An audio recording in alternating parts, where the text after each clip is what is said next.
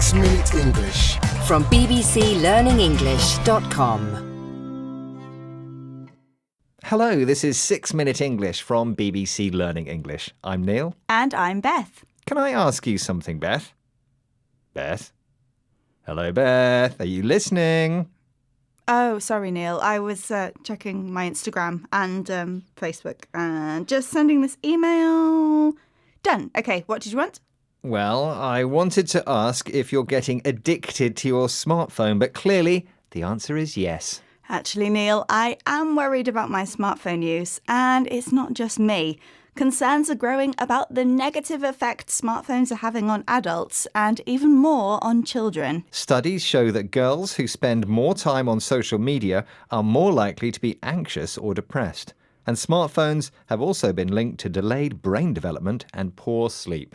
Even so, around 60% of British 8 to 11-year-olds have a smartphone. So, in this programme, we'll be asking, are kids better off without a phone? And, of course, we'll be learning some useful new vocabulary too. But first, put your phone away, Beth, because I have a question for you. The US has one of the highest levels of smartphone use, but according to a recent survey, how long does the average American 11 to 14-year-old spend looking at a screen every day? Is it A, 5 hours, B, 7 hours, or C, 9 hours?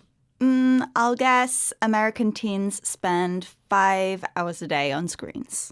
OK, Beth, I'll reveal the answer later in the programme. BBC journalist Myra Anubi has a 9-year-old daughter who desperately wants her own phone. But Myra isn't convinced, as she explained to BBC World Service programme People Fixing the World. I'm worried about how much time she'll spend on her own device and what she might even see there. I mean, she's only 9 at the end of the day. But at the same time, I don't want her to feel left out because some of her friends already have smartphones and there's a chance that she'll miss out on play dates or kids' trends, cat videos, or online chats with her besties. So I'm torn between wanting her to be in our world and also letting her be in her own mini world with her friends. Myra is worried about her daughter and says at the end of the day, she's only 9. Myra uses the phrase at the end of the day to mean after everything is considered. Myra's daughter wants to chat with her besties, her best friends.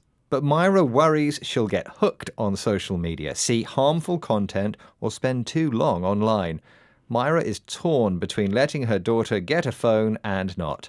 If you're torn between two things, you can't decide between two possibilities, leaving you feeling anxious. Parents like Myra are having to make an impossible choice. Either give their children potentially harmful devices or risk alienating them from their friends who do have smartphones. In February 2024, mums Daisy Greenwell and Claire Fernyhough started a WhatsApp group encouraging parents to not give their child a smartphone until the age of 14, with no social media access until 16. Soon, the phone-free group of families grew into a movement, Smartphone-Free Childhood. Here, mum Daisy Greenwell explains more to BBC World Service's People Fixing the World. Everyone I spoke to said, yes, it's a nightmare getting your child a phone, but you've got no choice. You have to, because everyone else is doing it. You can't leave them on their own. So Claire and I decided to start a WhatsApp group to support each other. And I posted about it on social media and it went viral. The group was full, so we encouraged people to start one in your region, in your county, and they sprung up all over the country, right in front of our eyes. It was amazing. And now there's over 100,000 people in the UK who are in our community. At the start, Daisy says it was a nightmare, a very unpleasant situation. Everyone else's kids had a phone and Daisy didn't want her children to feel left out. But soon more families got involved and the group went viral. It spread quickly and widely on the internet and social media. Within months, new groups started up across Britain right in front of Daisy's eyes. If you say something happens right in front of your eyes, you're emphasising that something surprising or unusual happened directly before you.